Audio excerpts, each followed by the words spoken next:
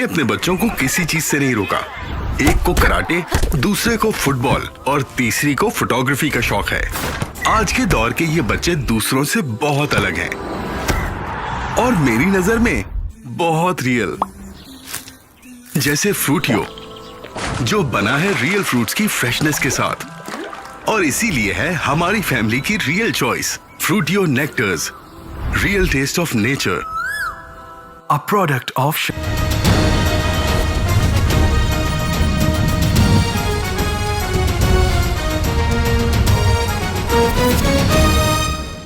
शेख फजल इलाही के अस्पताल के लिए वक्फ अरबों की प्रॉपर्टी 3 करोड़ में कोड़ियों के मोल लेकर कमर्शियल प्लाजा बनाने की मुखालफत करते हैं। यासर प्लाजा की लीज कैंसिल की जाए और ये जगह सरकारी अस्पताल DHQ को दी जाए। हम नून लीग में होने वाली इस करप्शन पर उस वक्त से आवाज उठाते रहे हैं, मगर किसी ने इस तरफ कान नहीं धरे। अब अगर यहाँ कमर्शियल प्लाजे का इफ्तिताह किया जाता है तो हम पूरे शहर में हड़ताल कर देंगे और शदीद एहतजाज करेंगे।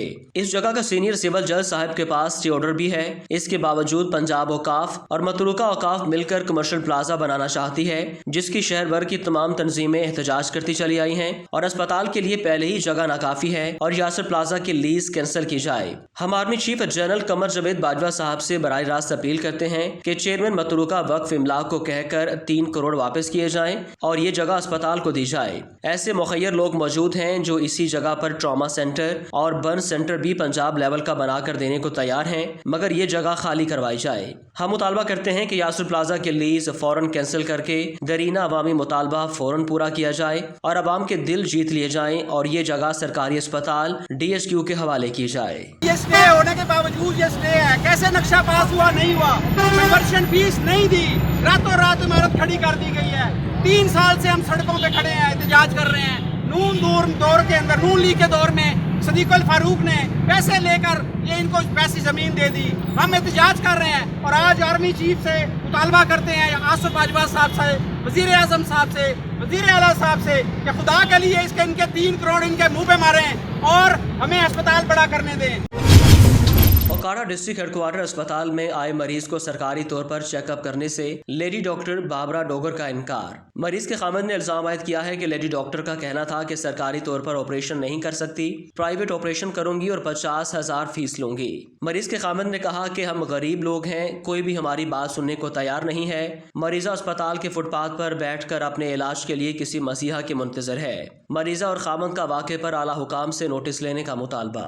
सानू ना सरकारी हस्पताल दे विच ना बड़ी देर हो गई जलील होंदियां नूं ते सानू बाबरा डोगर ने यह गल आखी है कि भी 50,000 रुपया लगूगा तो इत्थे प्राइवेट इहदा ऑपरेशन कर दूंगी, सरकारी विच नहीं ऑपरेशन होएगा। खबर शामिल करेंगे इस्लामाबाद से, जहां थाना तरनोल पुलिस नाके पर नामालूम अफराद की फायरिंग से शहीद ASI मोहम्मद मोहसिन जफर की नमाज जनाजा अदा कर दी गई। नमाज जनाजा सेक्टर G73 की अलहबीब मस्जिद की जनाजगाह में अदा की गई। नमाज जनाजा में इस्लामाबाद पुलिस के अफसरान, जवानों और इलाका मकीनों की बड़ी तादाद ने शिरकत की। शहीद ASI की तदफीन पूरे सरकारी एजाज के साथ H11 कब्रिस्तान में की गई। शहीद को पुलिस के चाकू चुबंद दस्ते ने सलामी पेश की।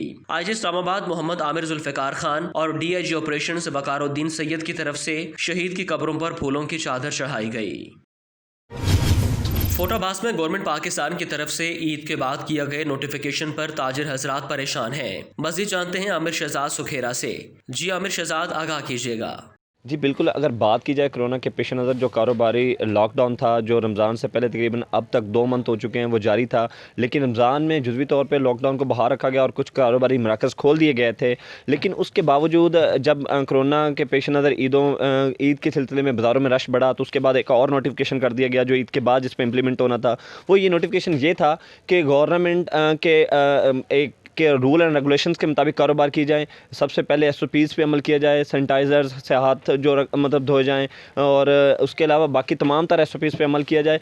लेकिन उसमें एक जो सबसे बड़ी वजह यह भी थी जिसकी वजह से ताजर हजरात बहुत ज़्यादा परेशान थे, वो ये थी कि कारोबारी मराकज़ को 9 बजे से शाम 5 बजे तक खोला जाए। लेकिन उसमें ये एक बहुत बड़ा एक इशू बन के सामने आ रहा है कि जिस तरह गर्मी की एक बहुत बड़ी लहर है जिसकी वजह से कारोबारी मराकज़ बहुत ज़्यादा डिस्टर्ब हो रहे हैं। उसकी वजह यह है कि कस्टमर संख्या टाइम निकलता है, शाम को निकलता है, लेकिन 5 बजे तक ये तमाम तर दुकानें बंद कर दी जाती हैं। इसी सिलसिले में हमारे साथ ताजर मौजूद हैं, उनसे जानते हैं कि वो क्या कहते हैं उस सिलसिले में और वो क्या सजेशन देते हैं कि कारोबार को किस तरीके से किया जाए या क्या क्या इसमें इम्प्लीमेंट की जाए। जी जी अस्सलाम वालेकुम। मेरी ये सजेशन है कि जो लोग कारोबार से पहले ही परेशान हैं, इतना लंबा लॉकडाउन चला है, जो खोला थोड़े दिनों के लिए खोला तो बहुत ज़्यादा रश बढ़ गया, जिसकी वजह से तफाज़ात बढ़ गए। कोरोना के पेश नज़र के लोगों का इतना हजूम नहीं होना चाहिए था, जो टाइम कम की वजह से पड़ा। अगर हम उसको कंटिन्यू लेके आते, भले ये 8 घंटे ही दुकानें खुली रहती तो लोगों का रश नहीं पड़ना था। तो अब जो कर रहे हैं ये 3 दिन खुला 4 दिन बंद, 4 दिन खुला 3 दिन बंद, इससे भी रश पड़ता है। और ये जो गर्मी की वजह से लोग कस्टमर जो है दोपहर में निकलता नहीं है, 3 बजे के बाद निकलता है, 5 बजे दुकानें बंद हो जाती हैं, तो अगले दिन तो रश पड़ता है। सुबह सुबह रश पड़ जाएगा, अगले दिन 3 से 5 बजे तक रश पड़ जाएगा।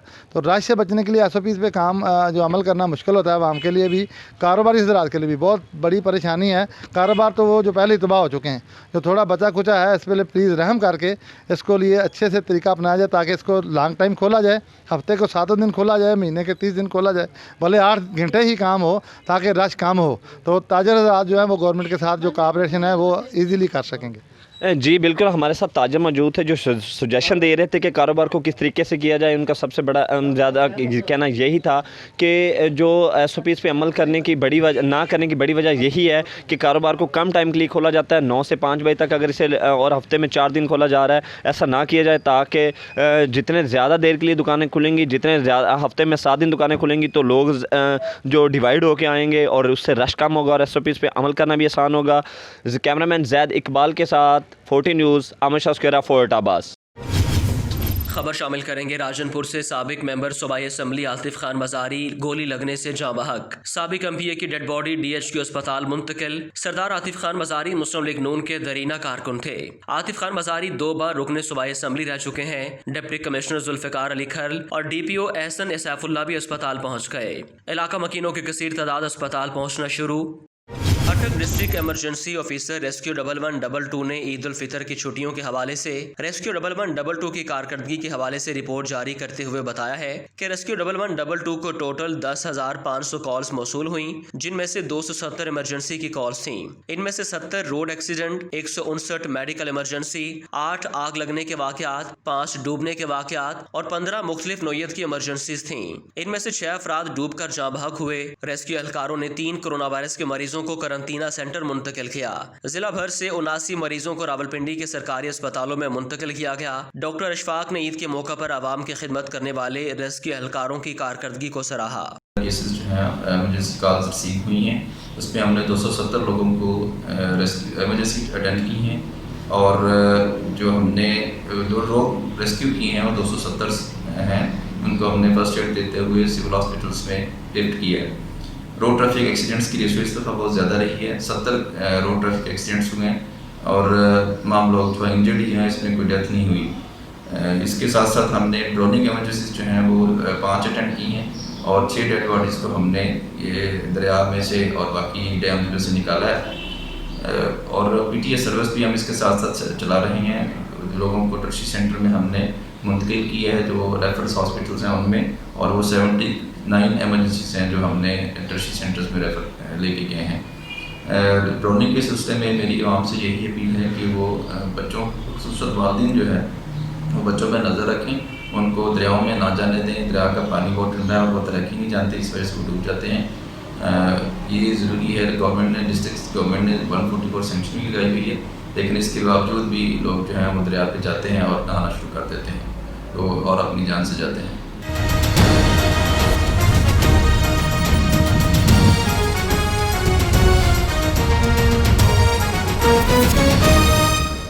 मैंने अपने बच्चों को किसी चीज से नहीं रोका। एक को कराटे, दूसरे को फुटबॉल और तीसरी को फोटोग्राफी का शौक है। आज के दौर के ये बच्चे दूसरों से बहुत अलग हैं और मेरी नजर में बहुत रियल। जैसे फ्रूटियो, जो बना है रियल फ्रूट्स की फ्रेशनेस के साथ, और इसीलिए है हमारी फैमिली की real choice Fruitio nectars, real taste of nature, a product of